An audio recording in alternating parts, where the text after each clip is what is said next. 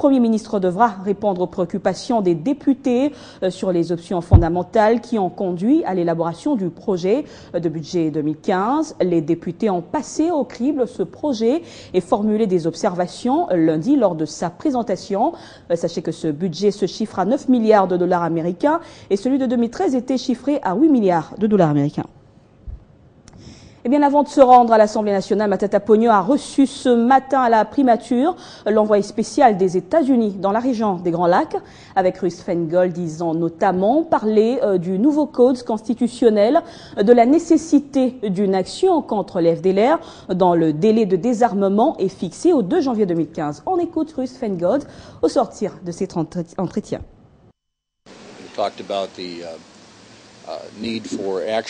Nous avons parlé de la nécessité d'une action contre les FDLR et tous les autres groupes armés et l'échéance de leur désarmement le 2 janvier. Nous avons parlé des aspects pratiques du financement des futures élections et aussi des initiatives, de certaines initiatives environnementales, écologiques, au regard de la région des Grands Lacs. La question du M23 n'a pas été traitée au courant de notre entretien avec Monsieur le Premier ministre. Les États-Unis et la communauté internationale sont vigilants au regard de toute reconstitution du M23. Et nous sommes vigilants donc et nous sommes prêts à voir ce que la déclaration que nous avons faite il y a un peu moins d'une année est exécutée convenablement. Et nous travaillons avec les représentants de l'ex-M23 et des divers gouvernements pour nous assurer que tout se passe dans la paix.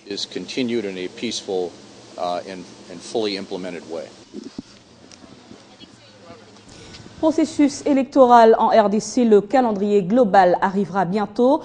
C'est ce qu'a déclaré mardi le président de la CENI, l'abbé Apollinaire Malou, lors de la cérémonie du transfert définitif à la centrale électorale de tout le matériel logistique mobilisé par les partenaires de la RDC.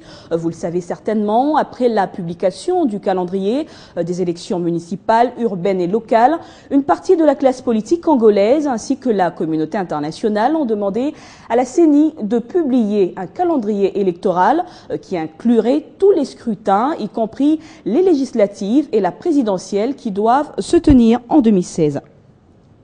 Les nouvelles en province nous emmènent pour commencer au Nord Kivu, procès Mamadou Ndala. La Cour tente de reconstituer les faits et les confronter aux différentes dépositions. Les prévenus se succèdent à la barre et font plusieurs révélations. Le seul élément Adef Nalou, inculpé dans cette affaire, a pour la première fois reconnu la complicité de certains officiers des FARDC. Les choses se précisent davantage au sujet de l'assassinat de feu le général Mamadou Ndala le 2 janvier 2014 en ville de Beni. L'opération avait été planifiée et exécutée par les ADF Nalou, mais avec bel et bien la complicité de certains officiers des forces armées de la République démocratique du Congo.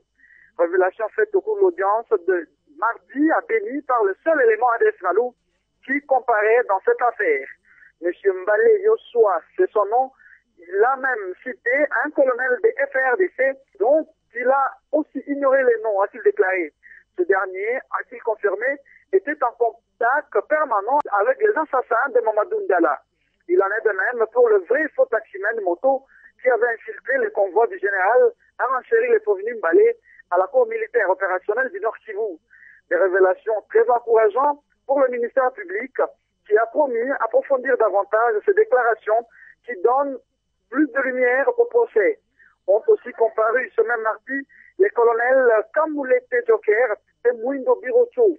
Le premier étant poursuivi pour avoir fourni armes, munitions et tenues des FRDC aux assaillants, c'est-à-dire les ADF Nalou, alors que le second est lui cité dans une histoire de fraude douanière avec feu le général Mamadou Ndala la veille de sa mort. Dans sa déposition, la Masika, de grade de major au sein des FRDC et présumée amante de Mamadou Ndala, avait indiqué que le défunt aurait été entraîné dans la fraude par le colonel Birocho, peut-être pour retarder sa présence en ville de Beni, afin que les assaillants finalisent avec la planification de sa mort. Marcel Bidelo, Boutembo, Télé 50. Toujours au Nord Kivu, 9 miliciens du groupe Nyatura, dont leur officier supérieur actif jusque-là à Katoyi, dans le territoire de Massissi, se sont rendus et ont été présentés au gouverneur Julien Paluku. La cérémonie de cette édition a eu lieu en présence du chef de bureau de la MONUSCO à Goma. Ces miliciens se sont rendus à la suite d'une campagne de sensibilisation dénommée Massissi, sans armes, menée par des autorités administratives et sécuritaires de Massissi, dans la province du Nord Kivu. En attendant des modalités pratiques des forces armées de la RDC et FARDC pour leur intégration dans le processus DDR, l'administrateur adjoint du territoire de Massissi, Kikingi, déclare avoir remis 80 autres éléments Nyatura qui sont cantonnés à Massissi. Selon lui, l'objectif de cette campagne est de mettre un terme à l'activisme des groupes armés dans la région et faciliter les retours de déplacés dans leurs milieux respectifs. Il reconnaît tout de même que le travail n'est pas facile. Ray Virgilio Torres, le chef de bureau de la MONUSCO à Goma, a salué le courage de ces éléments armés et a par ailleurs rappelé les autres miliciens qui traînent encore dans la brousse à emboîter les pas pour donner une chance à la paix durable dans la région. Et au Katanga, circulation routière dans la ville de Lubumbashi, les responsables de la PCR ont publié le bilan des accidents de circulation enregistrés ces derniers mois. La route Kipushi a battu le record de toutes les artères de la ville avec 18 cas d'accidents. Et à la base de ces accidents, l'état d'ivresse des conducteurs. Josué Muyumba. 148 cas d'accidents, c'est ce qui ressort du bilan de la circulation routière que la police de circulation routière de la capitale du cuivre a rendu public concernant tout le mois de septembre. L'ivresse au volant et le manque de maîtrise du code de la route dans le chef du grand nombre de conducteurs sont les causes principales de ces sinistres. Pour le bureau constat de la PCR Lubumbashi, il faut assainir le secteur en commençant par fermer les auto-écoles qui délivrent les brevets de conducteurs aux personnes moyennant un peu de sous sans les soumettre à une formation adéquate. Pour certains observateurs, la situation est favorisée aussi par un réseau mafieux qui pirate le permis de conduire et le vend à un coût très réduit aux personnes qui maîtrisent à peine le volant. De toutes les artères de la ville, c'est la route Kipushi qui a enregistré le nombre élevé d'accidents de circulation avec 18 cas. Lubumbashi, José Muyumba, Télé 50. Lutte contre le virus Ebola, je vous l'annonçais au sommaire. L'ONU s'est fixé comme objectif de traiter d'ici le 1er décembre 70% des malades et d'inhumer 70% des victimes sont causées de nouvelles infections. Une décision prise à l'issue de la réunion du Conseil de sécurité hier mardi à New York. Et donc par semaine, la fièvre hémorragique d'Ebola infecte 5 000 à 10 000 personnes en Afrique de l'Ouest. Le Conseil de sécurité s'est inquiété hier mardi de nouveaux chiffres très alarmistes qui montrent que la crise Ebola ne fait peut-être que commencer. L'OMS estime qu'il pourrait y avoir entre 5 000 et 10 000 nouveaux cas par semaine à partir du début de décembre. Malgré la mobilisation, les efforts consentis jusqu'ici ne suffisent pas. Si l'épidémie n'est pas stoppée, nous ferons face à une situation sans précédent pour laquelle nous ne sommes pas préparés. L'ONU réclame des moyens supplémentaires, des véhicules, des laboratoires, au moins 7000 lits de plus et surtout du personnel médical qui fait cruellement défaut. L'ONU constate qu'il y a un ralentissement des taux de mortalité dans une zone historique de l'épidémie d'Ebola. C'est en raison d'un réel changement dans les comportements et l'approche des communautés concernées.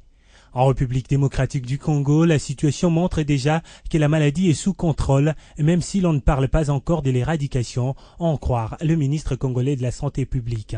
Et par contre, le nombre de personnes infectées ne fait qu'augmenter de manière exponentielle à Monrovia, à Conakry et Freetown. Les directeurs du nouveau partenariat pour le développement de l'Afrique craignent que l'épidémie n'affecte durablement les économies de l'Afrique de l'Ouest. Autre titre en bref, près de 11 millions de Mozambicains sont appelés ce mercredi à élire leur président et leurs députés. C'est un scrutin dont l'enjeu est capital pour la stabilité du pays dans les 5 prochaines années. Bien que donné favori, le Front de libération du Mozambique, le parti au pouvoir depuis l'indépendance en 1975, pourrait se heurter au succès populaire des meetings de l'opposition. Et en Côte d'Ivoire, Simone Gbagbo, l'ancienne première dame, sera jugée à partir du 20 octobre 2014 devant la cour d'assises d'Abidjan. L'annonce a été faite par Hervé Guaméné, l'un de ses avocats. Sous le coup d'un mandat d'arrêt international lancé par la Cour pénale internationale, Simone Gbagbo est inculpée notamment pour génocide après la crise post-électorale de 2010-2011 qui avait fait plus de 3000 morts en 5 mois. On passe au sport. Éliminatoire CAN Maroc 2015. Après sa défaite le samedi dernier à Kinshasa face aux éléphants de la Côte d'Ivoire 1-2, la sélection congolaise joue sa dernière carte pour la qualification ce mercredi à Abidjan en match retour de la 4e journée de ces éliminatoires. Les hommes de Florent Ibenge n'ont que 2 options ce mercredi. Un match nul ou une victoire, ce qui leur permettra de garder encore une chance de qualification. Toutes les combinaisons de cette 4e journée dans cet élément de Kadikoulab. Une défaite ce mercredi face aux éléphants de la Côte d'Ivoire compromettrait toutes les chances des qualifications de Léopard de la RDC à la phase finale de la CAN Maroc 2015. Puisque c'est à l'issue de la 4e journée que seront connus les premiers pays qualifiés pour la phase finale et aussi les éliminés.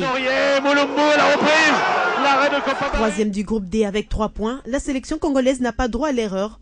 À défaut de finir parmi les 2 premiers, elle peut aussi arracher la seule place réservée aux meilleurs perdants dans l'ensemble des groupes afin de se présenter au Maroc en 2015. Face à la Côte d'Ivoire, la victoire est plus qu'une obligation pour la RDC. Pendant ce temps, les éléphants avec 6 points veulent se mettre à l'abri. Dans le même groupe, le Cameroun 7 points accroché par la Sierra Leone 1 point samedi s'efforcera de se refaire face à un adversaire déjà condamné pour la qualification. Si les éléphants et les lions indomptables gagnaient, les 2 équipes seront donc qualifiées. Dans le groupe A, le tenant du titre en danger, avec 1 point seulement, le Nigeria est condamné à gagner, si possible sur un gros score face au Soudan, qui a battu le Super Eagles samedi dernier. Faute de quoi, les champions d'Afrique en titre pourraient pratiquement dire adieu au Maroc. Leader de ce groupe avec 7 points et 0 buts encaissés, l'Afrique du Sud est en ballottage très favorable au moment de recevoir le Congo-Brazzaville.